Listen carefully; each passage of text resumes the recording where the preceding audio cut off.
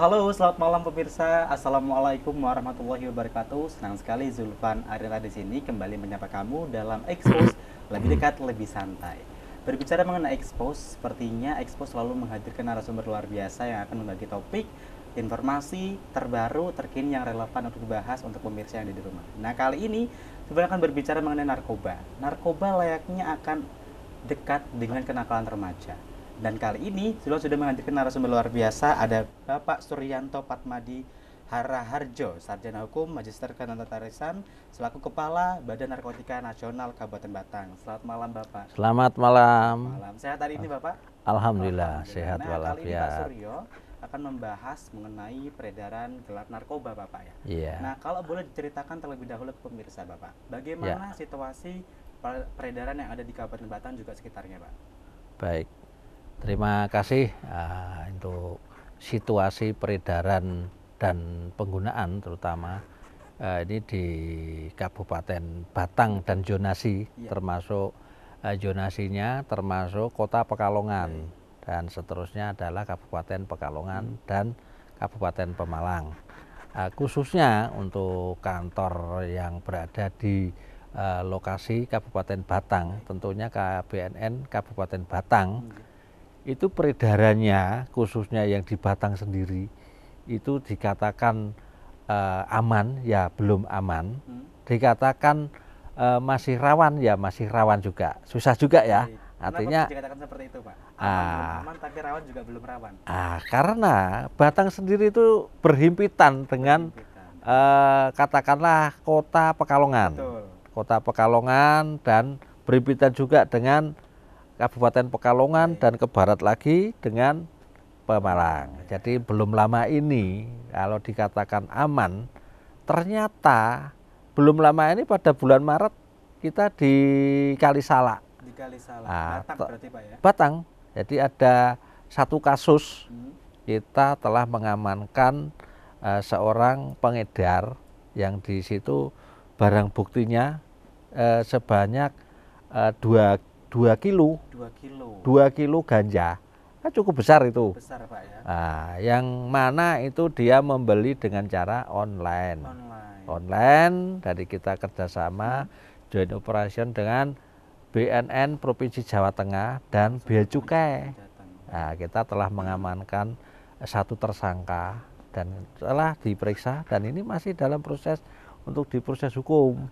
Terus yang kedua lagi untuk di wilayah Pekalongan, Kabupaten Pekalongan maksudnya, itu di Pekalongan Barat. Wilayahnya wilayah Kota Pekalongan.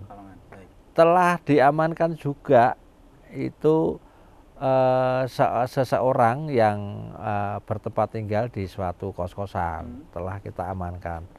Ternyata setelah kita kembangkan itu pengendalinya dari lapas Pekalongan, dari dalam berarti, Pak, dari ya? dalam. Artinya di sini kalau dikatakan aman, ternyata tidak aman. Iya, ternyata dari lapas sendiri itu masih ada peredaran betul. yang mengendalikan. Dan di situ pengedarnya seperti kita ini berinteraksi, bersosialisasi dengan masyarakat umum yang tidak diperhitungkan. Ternyata tahu-tahu dia menjadi yang mengedarkan gitu Pak. Betul. Ya. Berbahaya juga Pak ya. Berbahaya gitu. Jadi sekali. ketika tadi Pak Surya mengatakan aman ya tidak aman, rawan juga tidak rawan gitu. Betul. Nah, tadi kalau misalkan di Kota Pekalongan itu adalah pegawai lapasnya sendiri. Kalau misalkan di Kalisala Batang itu Pak, itu apakah orang asli Batang atau mungkin dari pendatang juga Pak? Asli Batang. Tapi di luar wilayah Cisala. Jadi mereka tempat tinggalnya, domisilinya itu di wilayah Kabupaten Batang, lain kecamatan, tapi dia kos.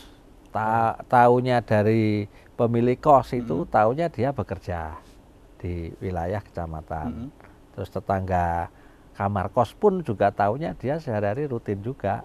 Ternyata tahu-tahu ditangkap dia baru tahu, aktivitasnya ternyata seperti itu, gitu. Tidak relevan dengan yang sehari-hari mereka ketahui gitu Pak. Betul. Ya. Nah itu bagaimana rasanya dari BNN juga kepolisian meringkus tersangka tersebut Pak? Ya, dengan modus-modus yang seperti itu kita mengamankan satu tersangka dan kita kembangkan. Ini masih dalam proses pengembangan juga. Jadi itu sesuatu hal yang kalau kami sebagai petugas itu sesuatu hal yang tidak anu lagi ya, tidak asing lagi hal-hal seperti itu. Jadi itu modus-modus itu akan selalu mereka gunakan, celah-celah yang sekiranya bisa dikelabui akan mereka gunakan. Jadi kita tetap waspada dan dalam situasi apapun tetap kita akan mengamankan juga, terutama untuk orang-orang yang tidak tahu apa-apa, mungkin temannya, tetangganya, saudaranya nanti akan terseret juga, dimasukkan dengan jaringan ya pengedar gitu. Nah, kalau berbicara mengenai kondisi peredaran yang ada di Batang dan Pekalongan, tadi kan sudah disampaikan mengenai baru saja kemarin di Kalisala, terus kemudian di Kota Pekalongan pun ada juga gitu ya Pak ya. Nah, kalau di Kabupaten Pekalongan Pak, kasusnya apakah aman atau gimana Pak? Kalau di peredaran di sana? Baik, untuk di Kabupaten Pekalongan itu sama aja. Ada untuk tahun ini ada satu kasus yang kita kembangkan juga. Kemarin juga kita amankan, itu ada satu tersangka yang kita periksa di proses hukum. Jadi untuk barang buktinya juga ganja juga. Ganja, kalau nggak salah itu berapa ya itu ya, sekitar 1,5 on ya. 1,5 on. Masih jadi, dalam kadar yang kecil berarti Pak? Iya, 1 on berarti 150 gram, 154 gram. Betul. Nah, itu ya cukup banyak juga kalau kita melihat dari undang-undang narkotika, undang-undang nomor 35 2009. Batasannya kalau ganja kan 5 gram ya, menurut surat edaran Mahkamah Agung juga itu 5 gram untuk bisa di rehabilitasi, di asesmen. Jadi kalau udah lebih dari 1 on itu udah hitungannya udah besar. Sudah besar. Ya. Jadi itu di wilayah. Oke. Di Kabupaten Pekalongan. Kabupaten Pekalongan. Kita beralih ke Kabupaten Pemalang, Bapak. Ya.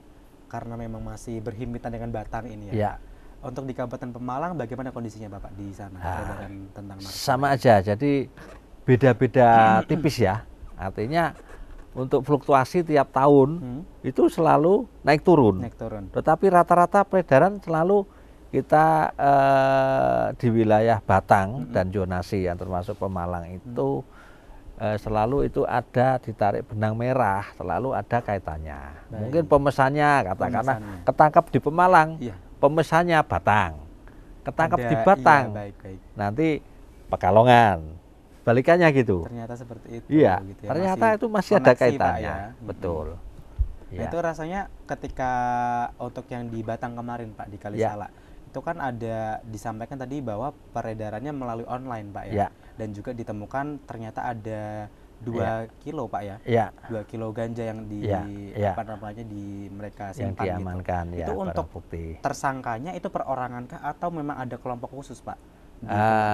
Untuk sementara untuk kemarin itu perorangan, tetapi dia punya jaringan khusus dan dia sendiri mungkin ada istilahnya ada pengedar sendiri, ada pemesan gitu, ya dia merupakan atau mungkin kurirnya, atau mungkin dia termasuk bandar kecil, sehingga dia merupakan di area Batang ini merupakan jaringan ya.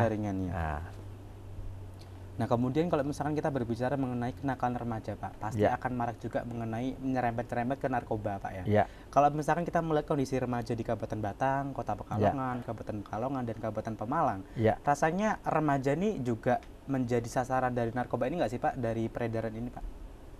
Baik, kalau untuk remaja ini untuk yang kami amati ya, kami amati itu merupakan sasaran yang paling mudah, paling mudah karena remaja itu sendiri kan merupakan masa-masa peralihan ya, dari remaja terus dia menjadi dari pelajar ke mahasiswa, sehingga dia baru umur-umur seperti itu kan baru mencari jati diri. Betul, mencari jati diri. Betul. Gitu ya, Pak. Jadi ketika ada informasi baru, rasanya menarik gitu Iya, kan. Akhirnya keponya muncul juga. Keponya Pak, ya? muncul, di samping keponya muncul, dia sendiri punya kebanggaan. Betul. Nah, kalau dia akan menggunakan, wah itu laki-laki Rasanya keren, betul, gitu keren. Ya, Pak, ya? Nah, iya, itu. betul. Nah, Kenyataan lantas begitu. apa Pak langkah edukasi yang diberikan kepada anak-anak remaja juga siswa-siswi dan mahasiswa gitu Pak untuk kiranya menghindari tentang ini, narkoba ini? Jadi dari BNN sendiri ya, khususnya BNN Batang, itu tuh kita nggak henti-hentinya kita memberikan edukasi dan memberikan sosialisasi terhadap mereka, khususnya anak-anak remaja. Dan ini tetap tiap tahun itu kita ada program sosialisasi, terus ada program anak-anak sekolah yang murid baru itu. Oke, MPLS itu ya Pak, ya, kita masuk di sana. Namanya MPLS, masa pengenalan lingkungan sekolah. Betul, masa pengenalan lingkungan sekolah. Itu rutin, jadi BNN diminta untuk jadi narasumber, memberikan sosialisasi dari apa jenis-jenis narkoba apa saja, bahayanya apa saja, cara mengantisipasinya bagaimana, nanti setelah kena nanti cara anunya bagaimana, ada rehabilitasi juga, ada semacam konselingnya gitu ya. Ada yang mungkin ekstrimnya lagi, kalau parah ya rehabilitasi juga. Ya. Gitu. Jadi sampai paling tidak anak-anak ini sudah mengenal dulu narkoba itu apa, bahayanya apa, dampaknya seperti apa, juga nanti ketika sudah kena akan rehabilitasi, dan mungkin ada informasi-informasi baru juga yang dari BNN yang disampaikan ke anak-anak gitu Pak ya. Iya, betul. Mereka bisa paham gitu ya. Betul. Tapi lantasnya ketika diberikan seperti itu Pak, informasi seperti itu, anak-anak responnya seperti apa Pak? Karena anak-anak ini kan respon ingin tahunya kan lebih tinggi Pak ya.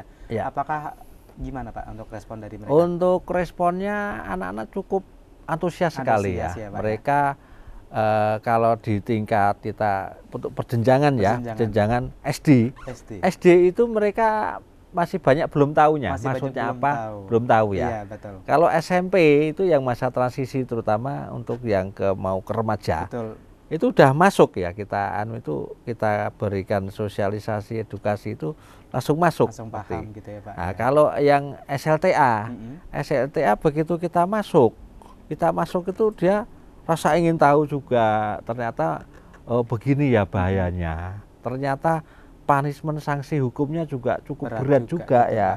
Tadinya yang tidak tahu sama sekali, hanya ikut-ikutan jadi tahu. Sehingga dia antusias untuk pengen mengerti lebih dalam. Jadi mereka cukup perhatian dengan ini ya, karena ini aware juga, mereka aware ya Pak ya. Betul. Nah, kalau berbicara tadi kan mengenai langkah BNN dalam mengedukasi ke siswa-siswi gitu Pak. Ya. Nah, lantas keterlibatan masyarakat seperti apa Pak untuk menanggulangi pencegahan narkoba ini Pak? Nah, untuk keterlibatannya dari BNN sendiri, jadi kita selalu ini ada program-program, ada contohnya ada program IBM itu intervensi berbasis masyarakat. Di program-program IBM itu di BNN sendiri kan ada seksi rehabilitasi, ada seksi pemberdayaan masyarakat, terus ada seksi pemberantasan. Nah, seksi IBM ini yang mengawali dari seksi rehabilitasi. Nah, di situ ada program-program, terus ada yang anak-anak mantan pengguna juga kita libatkan. Oh, seperti itu. Iya, jadi kita lakukan suatu pendampingan dan nanti dia ikut terlibat dalam hal untuk mengedukasi teman-teman sebaya. Yang lain. Gitu. Jadi mereka sangat antusias sekali untuk menyampaikan itu ke teman-teman sebayanya. Jadi alhamdulillah dengan program-program seperti itu ya cukup efektif. Baik. Ya. Rasanya ada sinergi ya Pak ya. Ada sinergi dari masyarakatnya, dari mungkin yang mantan pengguna juga sudah ada sinerginya juga untuk memberikan sosialisasi kepada orang-orang yang mungkin belum menyentuh agar tidak menyentuh gitu Pak ya. Iya, betul. Gitu. Jadi memang ada sinergitas antara BNN juga, masyarakat, juga pihak-pihak lain yang juga tergabung. Iya. Gitu. Nah, Kalau misalkan kita berbicara mengenai pihak-pihak yang tergabung nih Pak, selain dari masyarakat dan juga anak-anak yang mungkin sebelumnya pernah menggunakan, selain itu ada instansi yang juga tergabung nggak nih Pak dalam langkah BNN ini mencegah peredaran narkoba? Ya, ini baik ya untuk langkah-langkah yang sudah kita laksanakan ya.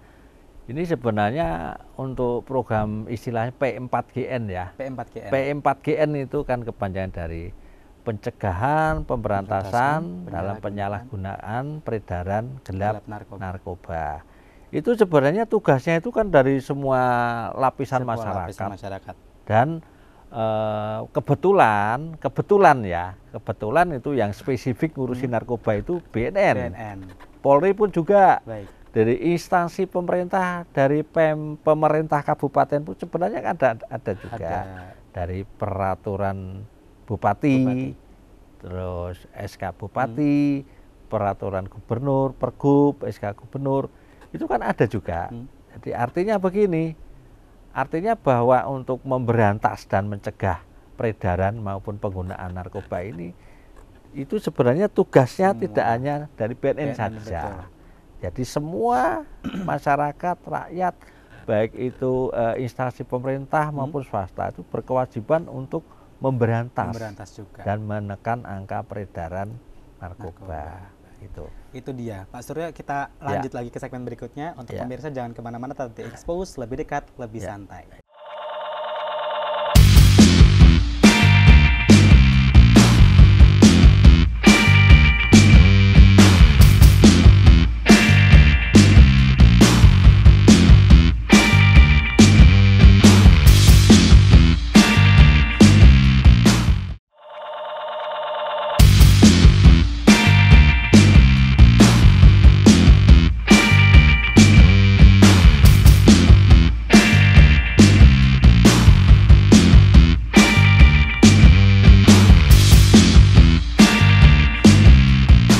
Halo pemirsa, kembali lagi bersama Zulfan di sini dalam Expose, lebih dekat, lebih santai bareng Pak Suryo di sini.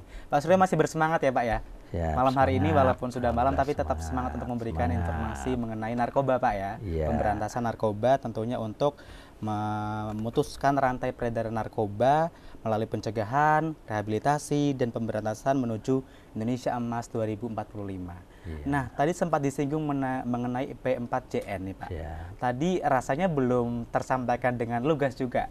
Lantas boleh disampaikan lebih dalam lagi Pak mengenai P4GN ini, mengenai pemberantasan dan lain sebagainya. Baik, P4GN itu adalah untuk upaya-upaya dari pemerintah ya, khususnya dari pemerintah. Jadi untuk dalam hal untuk melakukan pencegahan, dalam hal untuk memberantas juga peredaran narkoba. Untuk pencegahannya sendiri, jadi untuk pencegahan sendiri itu kita upaya untuk melakukan salah satunya untuk sosialisasi, terus memberi edukasi terhadap khususnya anak-anak remaja yang rentan dengan pengaruh-pengaruh yang sangat sekali ya, berpotensi. Walaupun semua itu berpotensi, tapi yang sasaran utamanya gitu betul, Pak ya, yang rawan gitu Pak. Betul. Jadi pencegahan salah satunya seperti itu. Jadi diharapkan dengan sosialisasi, terus ya sedikit disinggung undang-undang tentang narkoba, sekaligus sanksinya juga, jenis-jenisnya narkotika apa saja. Saya kira dengan cara seperti itu mereka akan lebih tahu detailnya seperti apa, baik itu jenisnya, sanksinya maupun akibatnya terhadap dirinya, baik psikologis maupun jasmaninya. Itu akan sangat-sangat merugikan. Itu cara pencegahan. Dan kalau dalam sisi pemberantasan, jadi BNN sendiri itu diberi kewenangan untuk menangkap sekaligus untuk memproses secara hukum. Jadi di situ ada tambahan lagi. Di samping proses BNN ya Pak ya. Memproses juga proses sekaligus untuk memproses sekaligus proses sekaligus untuk memberi bukan sanksi ya, sanksi nanti setelah proses melalui sidang pengadilan sudah ingkrah, itu kan proses ya. Jadi kita berkewajiban untuk bukan kewajiban, punya kewenangan punya kewenangan untuk memproses dan menangkap seseorang yang diduga untuk mengedarkan ataupun dia menguasai. Jadi kita seperti dari pihak kepolisian itu, kita setelah memproses berkas selesai, udah P21 juga kita limpahkan ke kejaksaan. Nanti setelah itu dilimpahkan, sudah tanggung jawabnya beralih ke kejaksaan, seterusnya pengadilan mengadakan sidang, dan nanti sama dengan yang ditangani oleh pihak kepolisian, pemberantasan seperti itu. Tetapi tidak menutup kemungkinan itu kan ada batasan-batasan tertentu. Jadi untuk BNN sendiri itu prioritas itu tidak khusus memberantas narkoba dengan cara penerapan hukum seperti itu ekstrimnya. Tetapi kita lebih cenderung lebih fokus ke rehabilitasi. Seandainya itu ternyata dengan melalui mungkin asesmen terpadu ataupun asesmen medis, dan mana itu dari klien atau pasien itu masih dimungkinkan untuk disembuhkan. Dengan cara mungkin dengan rehabilitasi. Nah, rehabilitasi itu kan ada beberapa macam, rehabilitasi medis dan rehabilitasi sosial. Dengan melalui asesmen mungkin ada yang tingkatan ringan, sedang maupun berat. Jadi itu tidak perlu diproses hukum, tapi dengan cara rehabilitasi. Itu cara pemberantasannya semua terkait. Jadi dari pencegahan, pemberantasan sekaligus rehabilitasinya. Ya, gitu ya. Seperti itu kira-kira untuk dari tugas di BNN gitu Pak ya. Ya. Nah, untuk di penyalahgunaannya Pak. Ya. Untuk P4JN ini, langkahnya seperti apa Pak untuk menanggulangi penyalahgunaan dari narkoba ini? Untuk menanggulangi penyalahgunaan ya itu tadi. Jadi mereka dikasih edukasi bahayanya seperti apa, terus akibat hukumnya seperti apa juga, terus dampak-dampak secara psikologis seperti apa. Terus nanti itu nggak ada penyalahgunaan narkoba itu akan istilahnya membuat dia bahagia, membuat dia lebih beruntung, nggak ada. Justru lebih sengsara Pak ya. Lebih sengsara. Tidak hanya diri pribadinya, tetapi mungkin kalau sudah berkeluarga bisa istrinya atau suaminya. Iya, orang sekitar juga terlibat. Betul. Kesengsaraan itu Pak ya. Iya. Dampak negatifnya gitu. Betul. Pak ya. Anaknya juga bisa. Bahkan orang tuanya pun bisa dibawa-bawa, diseretin, bisa juga. Gitu. Nah, lantas ketika BNN Kabupaten Batang nih Pak, melakukan P4JN ini, terus kemudian melakukan sosialisasi, tantangannya seperti apa Pak? Pasti akan ada tantangan yang terus muncul dari masyarakat dan lain sebagainya. Baik, untuk tantangan yang dialami dialami selama ini, jadi untuk itu kadang-kadang dari keterbatasan personil itu klasik ya. Betul. Kita petugasnya di bidang pemberantasan, katakanlah di Batang sendiri kan kalau dibandingkan dengan kepolisian kita kan nggak seberapa secara kuantitasnya. Betul. Nah, jumlahnya itu hanya berapa orang, tidak ada 10 orang, tidak ada 10 personil. Sedangkan di situ untuk para pengedar ataupun pengguna dari modus-modus peredarannya itu dia akan lebih cekatan, lebih canggih lagi. Kalau kita tidak mengimbangi dengan kemajuan yang yang mereka jalani, ya kita akan kalah. Iya. Jadi dalam akan lebih gitu Pak ya, lebih sikapnya gitu Pak ya. Betul. Kemudian selain itu, selain dari petugas nih Pak, tantangannya seperti apa dari ketika kita langsung terjun ke masyarakatnya? Iya. Tantangannya ya keterbatasan personil, terus dari keterbatasan khususnya dari anggaran juga. Anggaran kita memang harus ada kesadaran bahwa dengan anggaran yang katakanlah kita bukan mengeluh, tapi itu memang faktanya seperti itu. Jadi belum imbang ya antara anggaran yang ada dan tuntutan tugas yang diberikan. Gitu, Nah, Pak ya. itu kita tetap harus mau tidak mau harus melaksanakan semaksimal mungkin. Ya, kadang-kadang kita mengembangkan itu, kita mau menangkap targetnya itu 1 hari, tapi faktanya bisa sampai 1 minggu juga. Gitu. Harus hidup di jalan, kita harus makan di luar kota juga, harus mempunyai bekal juga. Nah, itu tantangan. Tapi ya, betul. Dengan tantangan itu harusnya tetap dari BNN tetap bersemangat Pak ya, tetap walaupun bersemangat. memang tantangannya banyak gitu ya, dari personilnya, kemudian ketika terjun ke masyarakat, kemudian ada masalah juga di finansialnya juga. Tapi itu semua harus dihadapi oleh BNN. Harus gitu dihadapi, ya, betul. Iya, rasanya biar tetap kuat gitu Pak ya. Iya. Kemudian ketika memerangi narkoba ini kan pasti ada interaksi kepada masyarakat Pak, memberikan sosialisasi mengenai penyalahgunaan, peredaran. Lantas kiranya dari kondisi masyarakat yang ada di Kota Pekalongan, Kabupaten Batang, Kabupaten Pemalang, dan Kabupaten Pekalongan ini, mereka ini terbukakah atau menutup diri Pak untuk ketika disosialisasikan? Ketika kita melakukan pendekatan ke masyarakat dengan program-program yang ada, itu mereka cukup terbuka juga ya, cukup terbuka karena di situ ada katakanlah di tingkat tingkat kelurahan atau mungkin desa, kita selalu melibatkan tokoh masyarakat. Jadi di situ kita juga ada kepala desa dengan nanti sekaligus untuk tokoh masyarakat sekitar, nanti mungkin ada pamongnya juga atau kepala desa atau pamong menunjuk tokoh masyarakat yang bukan aparat desa. Sehingga di situ kita selalu melibatkan anggota masyarakat.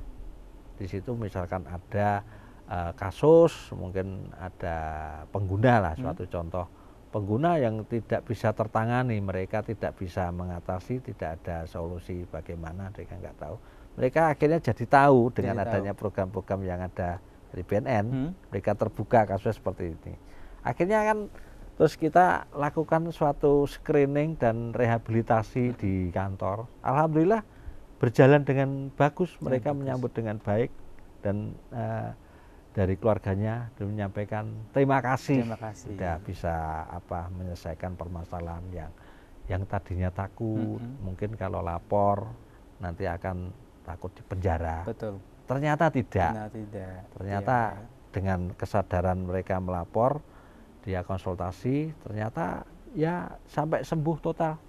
Banyak juga kasus-kasus yang kami tangani dan ternyata dari mereka direhabilitasi mungkin dalam tingkatan sedang sampai sekarang sudah normal kembali, melakukan aktivitas kembali. Bahkan yang berat juga ada juga, apalagi yang ringan. Yang ringan itu mungkin cukup seminggu sekali dia melakukan konseling di kantor, terus mereka melakukan absen, jadi sekaligus melakukan konsultasi ya di kantor juga. Nah, akhirnya sampai sembuh total. Dan akhirnya pihak keluarga juga mengucapkan terima kasih atas keberhasilan gitu Pak ya, rehabilitasinya akhirnya berhasil sampai orang tersebut sembuh gitu Pak ya. Nah, lantas pasti kan ada treatment yang berbeda Pak ya antara dari yang rehab di kategori yang sedang juga yang yang paling tidak itu Pak, tidak kelihatan tuh yang ringan? Baru yang ringan Pak ya, ringan, sedang sampai yang berat. Pasti ada treatment khusus gitu ya, perbedaan gitu. Nah, ini tugas dari seksi rehabilitasi berarti Pak untuk memberikan rehabilitasi tersebut gitu. Itu biasanya dalam kurun waktu berapa bulan Pak, atau berapa tahun, atau mungkin tahunan atau bulan Pak ini durasinya untuk rehabilitasi ini? Baik. Nah, maka dari itu untuk interval waktu rehab itu kan intervalnya biasanya untuk kasus-kasus seperti itu kita lakukan asesmen dulu ya. Asesmen dulu. Nah, jadi asesmen itu kan ada 2 macam. Asesmen yang khusus dia itu mungkin perlu di asesmen medis. Cukup dengan medis, psikolog, terus dokter, cukup. Asesmen medis. Nah, nanti akan dilakukan suatu screening, wawancara segala macam. Oh, ini diputuskan asesmen medisnya ini cukup ringan. Oh gitu. Gitu. Ada, Dia penggunanya pengguna ringan. Gitu, Pak, ya. Baik. Dari awal sudah diketahui mungkin cukup 2 minggu sekali dia datang atau sebulan sekali atau seminggu sekali. Biasanya untuk hal yang itu untuk rehabilitasi ringan itu sebentar saja. Sebentar saja. Ada seminggu, kok seminggu, 1 bulan. 1 bulan. Paling lama kalau nggak salah 3 bulan 3 ya. 3 bulan untuk yang ringan Pak ya. Untuk ringan. Untuk ringan. Ya, untuk sedang, kalau sedang itu biasanya minimal 3 bulan. 3 bulan. Ya, 3 bulan mereka untuk perkembangan untuk dari kedatangannya itu mungkin seminggu sekali, seminggu 2 kali, atau seminggu 3 kali. Mereka kan sudah melakukan asesmen medisnya itu sudah disimpulkan. Ternyata untuk perkembangannya sudah baik, ya udah sembuh. Terus kemudian untuk yang berat. Nah, kalau berat itu kan biasanya rawat inap. Jadi rawat inap, jadi mungkin bisa 3 bulan, setengah tahun, 1 tahun, 2 tahun. Sampai benar-benar sembuh Pak ya? Benar-benar sembuh. Iya, di BNN sendiri kan ada balai rehab. Ada balai rehab yang khusus menangani untuk para pengguna korban yang berat, itu di Lidu Bogor sana. Di Lidu Bogor. Fasilitasi, jadi di situ memang profesional tenaga-tenaga dari medis ada, dari untuk rehabilitasi sosial juga ada, medis ada. Itu tergantung kebutuhan si kliennya bagaimana, ada sarana dan prasarananya juga sudah mendukung semua gitu. Semua, Pak ya. Iya. Baik, itu ada di Bogor Jawa Barat berarti Pak ya. Di Bogor Jawa Barat. Jadi ketika dari Batang sendiri ada nggak Pak yang sampai pernah di tahap berat ini sampai dikirim ke Bogor Jawa Barat itu? Pernah ada. Jadi sebelum saya masuk di Batang sini ya, kurang lebih 3 tahun yang lalu ya. 3 tahun yang lalu. 3 tahun atau 4 tahun berjalan. Itu pernah jadi penggunanya merupakan anggota dewan juga. Anggota dewan. Baik. Anggota dewan, dan ternyata dilakukan suatu wawancara, suatu asesmen juga, ternyata masuknya ke memang berat gitu Pak ya. Iya, direkomendasikan untuk direhabilitasi ke Lidu Bogor. Langsung ke Bogor gitu ya. Baik, itu dia. Nah, Pak Suryo jangan padam dulu semangatnya. Kita bakal lanjut lagi ke segmen berikutnya. Jadi buat pemirsa yang ada di rumah juga jangan kemana-mana, tetap di Expose, lebih dekat, lebih santai bareng Zulfan juga Pak Suryo di sini.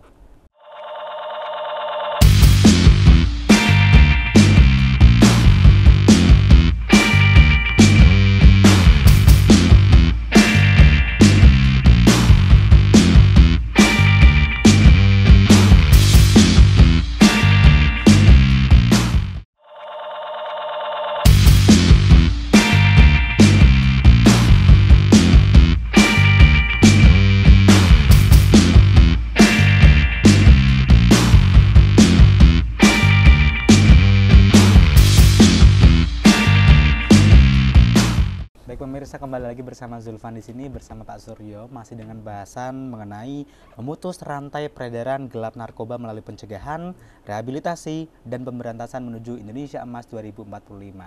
Pak Suryo, ini makin malam gitu ya Pak Suryo ya. Nah, semakin malam pasti kita akan membahasnya lebih dalam lagi. Mengenai tadi mengenai rehabilitasi yang disampaikan dari tahapan yang ringan, sedang juga berat nih Pak ya. Di Batang sendiri, di BNN Batang sendiri, untuk pusat rehabilitasinya terletak di mana Pak Suryo? Baik, jadi untuk rehabilitasi bagi klien ataupun pengguna ini untuk di Batang sendiri, jadi untuk dalam tingkatan sedang itu di klinik BNN Kabupaten Batang. Baik. Itu ada, kita layani, kita punya klinik, kita punya dokter, dan punya tenaga medis yang memang profesional menangani itu untuk rehabilitasi ringan, yang mana di situ tiap hari, hampir rata tiap hari kita melayani. Dan tiap hari melayani Pak untuk yang kiranya jam kerja ya. Jam kerja kita melayani untuk pasien-pasien yang kita menjalani rawat jalan. Rawat jalan Pak ya. Ya. Kemudian untuk yang di sedang juga tetap di poliklinik itu Pak atau untuk yang sedang itu ada yang rawat inap, ada yang rawat jalan. Baik. Jadi itu nanti tergantung screeningnya yang para medis itu melakukan suatu konselor, dan di situ nanti akan diputuskan. Kadang-kadang kan sedang itu kan ada yang nyaris berat, ada yang memang itu benar-benar sedang juga. Betul. Gitu. Ya. Jadi mereka yang memutuskan gitu. Nah, untuk yang berat sendiri Pak? Ya, kalau berat itu minimal kita rujuk ke rumah sakit yang ditunjuk. Kita sudah melakukan MOU kerjasama dengan rumah sakit Jonet. Di situ memang udah ada fasilitas dari medisnya sudah ada, terus dari fasilitas rumah sakitnya sudah memenuhi syarat juga, sehingga untuk apabila ada pasien dan ini sudah berjalan, kita rujuk dan alhamdulillah berjalan dengan baik sudah beberapa tahun di Rumah Sakit Jonet Kota Pekalongan. Kota Pekalongan Pak ya. Ya. Jadi ini kalau memang dalam suatu asesmen itu sekiranya dirujuk di situ sudah cukup, ya kita laksanakan di rumah sakit yang terdekat. Ada juga yang mungkin pasien sendiri itu pernah juga itu mungkin beratnya itu kan membutuhkan suatu tempat rumah sakit yang memang diperuntukkan untuk perawat inap yang berat. Ya kita terpaksanya harus ke Balai Rehab Lidu Bogor BNN yang punya BNN. Jadi di situ gratis tanpa dipungut biaya. Untuk rawat inapnya di sana. Betul. Pak ya, berarti ya. Ini yang menjadi rasa penasaran Zulfan juga mungkin pemirsa. Maksudnya tadi kan asesmen itu kan dilakukan di awal Pak ya, untuk menentukan rasanya ringan, berat atau sedang gitu. Ada nggak Pak untuk kiranya ketika asesmen di awal dilakukan, terus ketika kok sudah ketahuan harusnya di ringan, tapi ternyata ketika berjalan nih kok ternyata malah sedang gitu Pak, ada nggak Pak? Ada kemungkinan berubah seperti itu nggak Pak? Jadi di situ kita memberikan suatu rujukan dari hasil asesmen, kesimpulan asesmen itu merupakan keputusan yang final sebenarnya ya. Jadi keputusan yang final ternyata kalau sudah dilaksanakan dengan rujukan yang sudah katakanlah asesmen ringan 3 bulan. 3 bulan. Ternyata kok tidak ada kemajuan. Nanti akan ditingkatkan di situ. Akan ditingkatkan. Tapi untuk kategorinya masih tetap di kategori sedang gitu Pak ya? Gitu. Tidak berubah kategorinya, tapi untuk jangkanya lebih lebih intervalnya lebih lama lagi. Betul. Gitu Pak ya. Jadi diperpanjang gitu 3 bulan, nanti tambah wah ini belum ada perubahan. Jadi di situ pun untuk medis yang menangani di tempat rehabnya sendiri kan juga ada diagnosa yang mereka tetap dipertimbangkan juga. Capaian-capaiannya kiranya kok ini kok belum gitu Pak ya. Karena tadi kan di ringan ini kan maksimal 3 bulan, kalau di sedang ini kan minimal 3 bulan gitu Pak ya. Ketika kok 3 bulan belum ada perubahan, belum ada ibaratnya respon yang positif gitu kan, akan juga ditambahkan intervalnya seperti itu. Lagi. Nah, kalau misalkan berbicara mengenai langkah ke depan Pak dari BNN Kabupaten Batang untuk menangani di wilayah zonasi juga ya Pak ya. Apa nih Pak langkah-langkah yang akan dilakukan oleh BNN Batang?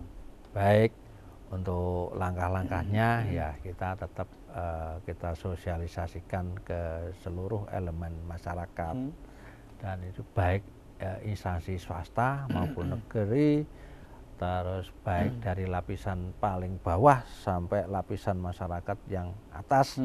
Kita tetap tidak ada henti-hentinya, tidak bosan-bosannya kita sampaikan. Terus khususnya untuk pemerintah ya kita tetap menggandeng dari instansi-instansi terkait, khususnya dari OPD yang ada di wilayah Batang sendiri. Nah, nanti baru ke wilayah zonasi. Khususnya dari beberapa dinas itu kita upayakan untuk melakukan melakukan upaya edukasi dalam hal P4GN juga. Mereka juga ada per bupati, peraturan bupati, terus peraturan pemerintah juga, khususnya dari Kesbangpol itu kan ada itu yang mengawai masalah P4GN. P4GN itu di Nanti, Kesbangpol berarti Pak ya? Betul, Kesbangpol, kabupaten maupun kota. Hmm. Baru nanti ke samping lagi ke Dignas itu pasti juga mereka berkewajiban untuk bertanggung jawab masalah P4GN juga. Ini juga. Nah, terutama bagi siswa-siswa. Kalau SD sama SMP kan di kota ataupun kabupaten. Kalau SMA kan itu kewenangan provinsi, gubernur ya. Baik. Nah, itu kita berupaya untuk apa ya, tidak ada henti-hentinya untuk melakukan pencegahan dan pemberantasan. Dan dari kepolisian sendiri pun kita tetap selalu menggandeng. Kita ada kerjasama secara sinergis juga. Jadi terutama dari bukan hanya khusus kepolisian, tapi Forkompimda. Forkompimda kan terdiri dari bupati, wali kota, terus Kodim, Polres atau Polresta, terus dari yang itu pengadilan plus pengadilan negeri maupun pengadilan agama. Kita gandeng semua, kita melakukan upaya secara masif, kita berusaha untuk mencegah dan memberantas dalam peredaran gelap narkotika.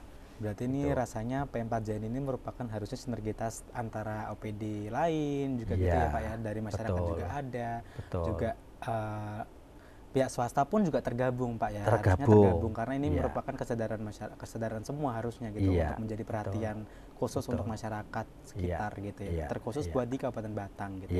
Nah kemudian tadi kan disampaikan mengenai Kabupaten Batang nih Pak, untuk di wilayah zonasi sendiri langkah seperti apa nih Pak yang akan dilakukan oleh BNN untuk menanggulangi peredaran gelap ini Pak?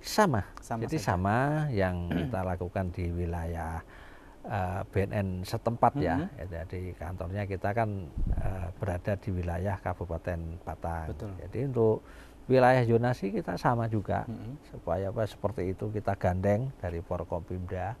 Terus MPLS pun permintaan mereka dari sekolah-sekolah itu mintanya ke BNN Kabupaten Batang juga. Berarti itu dari Batang tuh sampai ke Pemalang gitu Pak? Iya, sampai betul. Ke Pemalang. Iya. Untuk memberikan yang terbaik juga untuk sosialisasi gitu ya Pak ke siswa-siswi. Gitu. Berarti treatment yang dilakukan dari BNN Kabupaten Batang mengenai di Kabupaten Batang sendiri sebagai pusatnya, kemudian juga dizonasi di Pemalang, Kota Pekalongan, Kabupaten Pekalongan juga tetap sama gitu ya. Sinergitasnya harus sama antara OPD, swasta dan lain sebagainya. Seperti itu. Nah, kalau boleh disampaikan juga mengenai P4GN ini kan pasti sudah tercapai banyak nih Pak. Apa aja yang sudah tercapai dari BNN yang Kabupaten Batang lakukan? Baik, yang sudah tercapai ini khususnya dalam menekan angka peredaran dan penggunaan di wilayah khususnya Batang dan zonasi ini untuk angkanya ya, prevalensi, jadi fluktuasinya naik turun itu jadi cenderung kalau di rata-rata mungkin dalam 5 tahun terakhir, itu rata-rata sepertinya sejajar ya. Tetapi dalam 2 tahun terakhir ini kita bisa menekan peredaran. Berarti turun Pak ya dari 2 tahun terakhir kita turun bisa menekan gitu kita turun. Jadi yang tadinya itu katakanlah dari wilayah itu yang kecil-kecil kasusnya itu banyak. Sekarang itu walaupun dari untuk barang buktinya sekarang itu yang 1 kasus tapi barang buktinya besar. Dulu angka kasusnya banyak, tapi barang buktinya kecil-kecil, terutama di tempat-tempat hiburan. Itu 0,0 banyak. Nah itu di samping jenis narkoba dari obat-obatan tertentu yang mengandung itu amfetamin, metamfetamin, obat-obatan yang tren bagi anak-anak muda itu. Anak-anak muda ya. Gitu ya, Pak ya. Itu udah turun banyak. Sudah turun banyak. Di tempat hiburan. Tadi lupa juga di tempat hiburan belum disinggung. Itu potensi sekali. Potensi sekali, betul. Karena anak-anak remaja maupun masa transisi banyak masuk di situ. Peredaran narkotika juga banyak di situ. Berarti kalau boleh dibilang di tempat hiburan tuh malah pusatnya gitu Pak untuk beredarkan gitu ya Pak? Iya, tetapi sekarang sudah kelihatan kita tekan sudah kelihatan kemajuannya. Jadi di situ peredarannya sudah bisa ditekan. Sudah bisa ditekan. Jadi kasusnya sudah, ya boleh dikata kalau kita lakukan razia itu belum tentu kita menemui satu kasus dia bawa barang-barang narkoba gitu. Iya. Luar biasa. Ya. Baik. Kalau dulu tiap kita lakukan pasti ada. Pasti ada yang membawa. Nggak gitu, cuma 1-2 orang. Mungkin hampir 5 lebih gitu ya, Pak ya, dengan kadar yang mungkin sedikit tapi mereka bawa gitu Pak ya, meredarkan narkoba di lingkungan hiburan ini gitu ya, Pak ya. Betul. Gitu. Nah, lantas apa namanya harapan nih Pak? Mungkin agar P4JN ini berlangsung ke depan lagi dengan lancar gitu kan, dengan keterlibatan OPD lain, itu gimana nih Pak harapan untuk berlangsungnya P4JN ke depan? Harapannya ya semoga wilayah Batang khususnya dan zonasi termasuk kota Pekalongan ini ke depannya itu ya menjadi wilayah yang bersinar. Bersinar dalam arti bersih dari narkoba. Bersinar tuh singkatan kepanjangannya adalah bersih dari narkoba. Oke, harapannya kan itu. Harapannya itu. Jadi jangan nanti tiap tahun kita jumpai lagi ada peredaran yang kita tangkap, apalagi barang buktinya berupa sabu, ganja ataupun bukti yang lain itu akan malah lebih meningkat. Waduh, kita rasanya itu miris. Rasanya miris, sedih gitu ya Pak ya. Betul. Rasanya upaya yang kita lakukan ternyata sia-sia gitu ya. Betul. Harapannya pasti ketika kita sudah melakukan yang terbaik bisa menekan gitu ya Pak ya. Menekan. Apalagi tadi 2 tahun terakhir kita berhasil menekan angka peredaran gitu Pak ya. Betul. Nah, kalau misalkan pesan untuk masyarakat untuk menghindari peredaran narkoba, untuk menghindari penggunaan narkoba, apa nih Pak pesan-pesan yang disampaikan ke masyarakat, boleh disampaikan? Ya, baik. Untuk upaya-upaya untuk menghindari dan mencegah, menjauhi narkoba dalam hal ini itu. Jadi jangan segan-segan kalau misalkan merasa terancam ekstrimnya begitu, atau merasa ditekan oleh lingkungannya, terutama untuk lingkungan mungkin pertemanan, dipaksa untuk menggunakan ya jangan segan-segan untuk melapor. Jadi nanti akan kami rahasiakan lah untuk identitas dari pelapor sendiri. Itu satu yang pertama. Terus kedua, jangan mencoba-coba untuk menggunakan, memakai maupun mengedarkan barang terlarang, khususnya narkoba. Jadi hal ini tidak ada untungnya. Coba-coba jelas itu akan merugikan diri sendiri maupun keluarganya utama. Terus yang ketiga, berilah edukasi, sosialisasi mengenai narkoba untuk di lingkungannya, bahwa tidak mengajak untuk menggunakan, tapi mengajak bagi lingkungannya untuk menjauhi terhadap penggunaan maupun peredaran narkoba. Itu saja. Jadi mereka untuk bisa membantu program-program pemerintah untuk menjauhi dalam penggunaan narkoba. Baik, itu dia pemirsa, hari ini perbincangan Zulfan dengan Pak Suryo di sini selaku Kepala Badan Narkotika Nasional Kabupaten Batang. Luar biasa sekali, banyak ilmu baru yang Zulfan dapatkan dan juga pastinya Pak Suryo bisa menyampaikan ke masyarakat mengenai peredaran gelap narkoba untuk pencegahannya, rehabilitasi, pemberantasan menuju Indonesia Emas 2045. Senang sekali Zulfan di sini Bapak bersama Pak Surya di sini. Semoga Pak Surya sehat selalu. Sampai jumpa di lain kesempatan dan Zulfan pamit undur diri pemirsa. Wassalamualaikum warahmatullahi wabarakatuh. Waalaikumsalam warahmatullahi wabarakatuh.